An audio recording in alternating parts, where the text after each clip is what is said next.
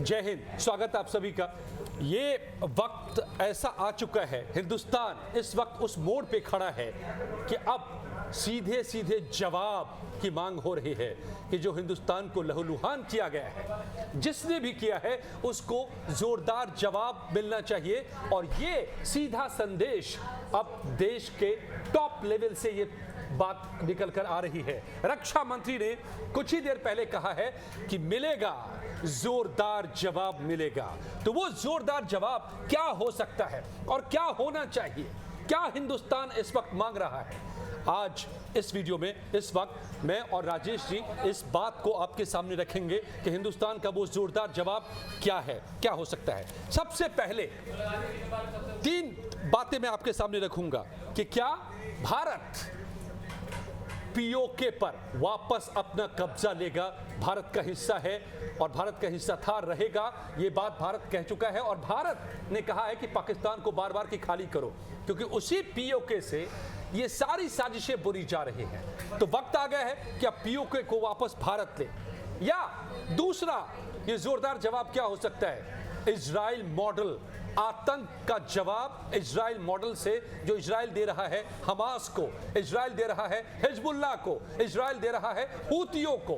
क्या ये दूसरा मॉडल होगा या तीसरा मॉडल सीधे पाकिस्तान के खिलाफ ऑल आउट वॉर, क्या मॉडल हो सकता है? राजेश जी, सबसे पहले तो पीओके, वक्त आ गया है कि अब पीओके जिसको आतंकिस्तान में बदल चुका है, इस्तेमाल करता है पाकिस्तान की आर्मी, पाकिस्तान की आईएसआई, अब वक्त आ गया है कि उसको वापस लें हम।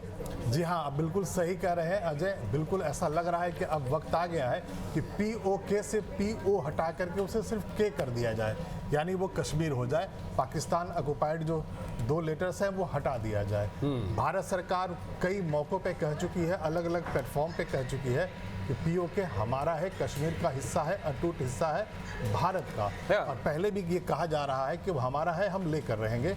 और जो सबसे जो महत्वपूर्ण बात है वो ये है, जो आतंकवाद की नर्सरी है, जहाँ पे टेरर की फैक्ट्रीज है, वो जगह पीओके है।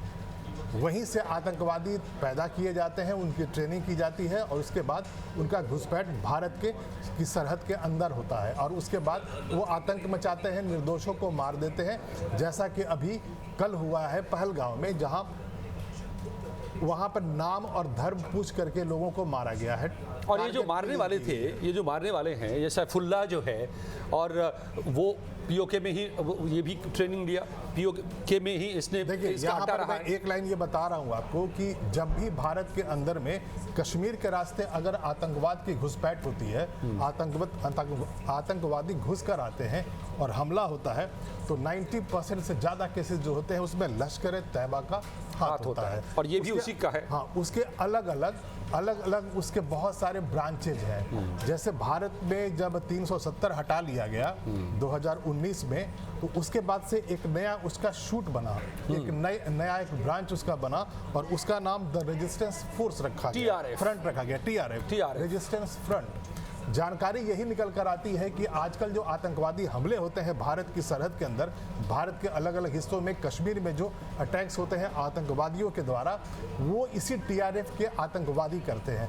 तो यही अंदाजा अब लगाया जा सकता है कि ये जो हमला हुआ है अभी कल जो ये हमला हुआ जिसमें 26 भारतीय मारे गए हैं, निर्दोष लोग मारे गए हैं जी, उसमें भी लश्कर तैयबा का ही, LET का ही हाथ है। और ये दरअसल यहाँ पर LET का ही TRF जो है मुखौटा है, नया ब्रांच है, वो तो नया ब्रांच बनाते रहते हैं वो, क्योंकि LET पर पाबंदी लगी तो एक और खोल दिया उसने। होता यह है कि जब आप आतंकवादी हमले लगातार करते हैं तो दुनिया भर की सरकारें आपके अकाउंट्स को फ्रीज कर देती हैं। तो लश्कर तैयबा के खिलाफ जब भी इस तरह का कोई भी एक्शन होता है पाकिस्तान के सरकार की तरफ से दिखावटी और प्रतिबंध लगा हुआ है, उसका UN का लगा हुआ है, अमेरिका का लगा हुआ है। तो ऐसे में आप क्या करते हैं, जो आतंकवादी होते हैं उन्हें जो पैसे देने होते हैं, पैसे लेने होते हैं, तो वो एक नया ब्रांच खोलते हैं, एक नए नाम के साथ आते हैं। तो ये चलता रहता है। तो ये जो है, अब मैं क्यों कह रहा हूं, क्योंकि सर्जिकल स्ट्राइक करके भारत ने पहले भी बालाकोट में जो किया था, आपको याद होगा, पुलवामा का जवाब दिया था भारत ने, लेकिन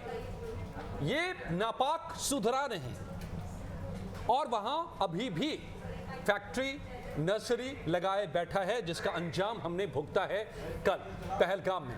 तो इसलिए मैं कह रहा हूं कि अब सर्जिकल स्ट्राइक से भी काम नहीं चलने वाला, अब पूरी उस नर्सरी को ही तबाह करनी होगी, उनके आकाओं को तबाह करना होगा और वो पूरी जमीन को वापस लेनी होगी। और इसीलिए अब सिर्फ सर्जिकल स्ट्राइक नहीं काम करेगा। कल से जब ये पूरे पीओके पर कब्जा, कल से जब जानकारी आई कि हाँ इतने निर्दोषों को मार दिया गया, धर्म के नाम पर मारा गया है, उसके बाद से ही भारत के अलग अलग हिस्सों में लोगों का आक्रोश देखा गया। समर्थन में लोगों का आक्रोश इस बात पे था कि भारत सरकार कोई बड़ा एक्शन ले, और इस बार जनमानस से जो जनता है वो साफ तौर पे कह रही है क्यों ना हमेशा के लिए ही इस मुसीबत को खत्म कर दिया जाए। और इसका मतलब वही है जो आप कह रहे हैं, बेशक सर्जिकल स्ट्राइक इसका सलूशन नहीं है। नहीं है। जैसा कि अभी राजनाथ सिंह ने खुद ब्रीफिंग में कहा है, उन्होंने खुद अभी बयान दिया है कि जोरदार जवाब मिलेगा, करारा जवाब मिलेगा। इसका मतलब साफ है कि जिस तरह से आपने हमला किया है हम उससे ज्यादा जोरदार तरीके से जवाब देंगे। तो जवाब किस पे देंगे? At its root, उन आतंकवादियों पे नहीं देंगे,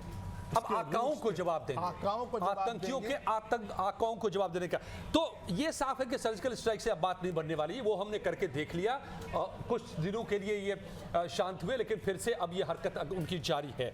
तो अब एक तो है एक्शन हो सकता है, जो जोरदार जवाब जो राजनाथ सिंह कह रहे हैं, जो तीनों सेनाओं से के साथ बैठक कर चुके हैं, वो कह रहे हैं कि जोरदार जवाब। तो एक तो ये हो सकता है कि पीओके, और पिछले 6 महीने से आप गौर कीजिए तो लगातार भारत के विदेश मंत्री हो, रक्षा मंत्री हो या कई और अहम व्यक्ति हो, ये कहते रहे हैं कि पाकिस्तान पीओके खाली करो, अब तुमको वक्त आ गया खाली करने का।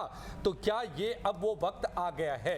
एक दूसरा सर, और क्या इजराइल मॉडल अपना सकता है भारत? क्यों मैं ये पूछ रहा हूं आपसे सर, ये मैं थोड़ा बता देना चाहता हूं।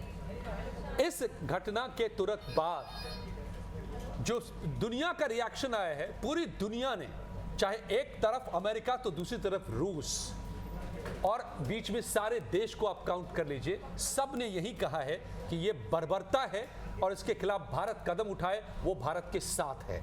दुनिया के सारे ब्लॉक्स ने एक साथ भारत का समर्थन किया है।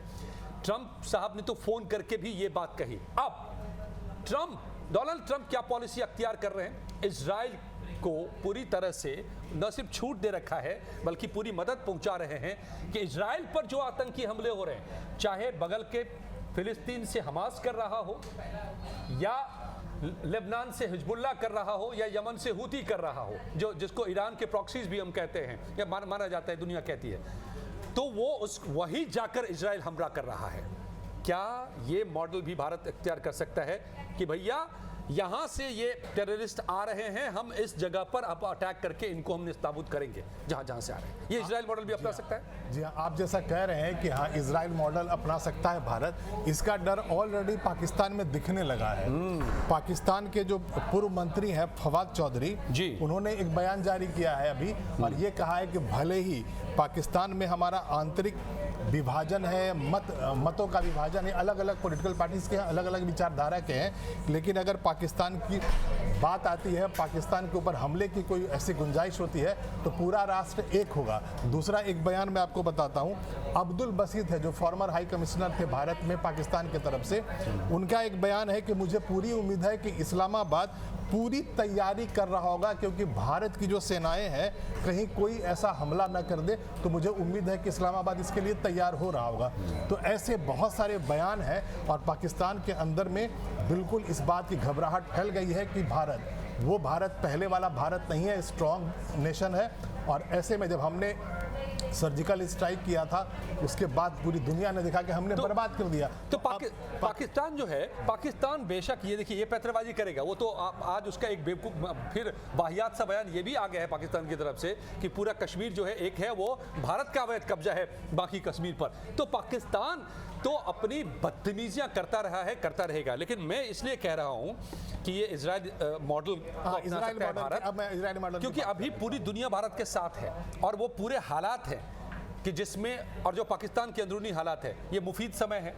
बिल्कुल बिल्कुल सही समय है। और इजराइल का नाम आपने लिया है तो इजराइल की पहचान वही है कि इजराइल एक ऐसा देश है जो अपने दुश्मनों को जमीन के अंदर पाताल से भी ढूंढ ढूंढ कर मारता है और उसने ऐसा कर दिया। आपने हमास की बात की, हमास का जो ऑपरेशन हुआ था, जो इजराइल का ऑपरेशन रहा, हमास के लड़ाकों ने गाजा पट्टी के अंदर में जमीन के अंदर टनल्स का जाल बिछा रखा था। तो जैसा मैं कह रहा हूं कि पाताल से निकाल करके दुश्मनों को मार देने की कला है इजराइल जो बंकर बस्टर से मारा था नसरुल्लाह को मारा था, सारे टनल्स में पानी भर दिया जी।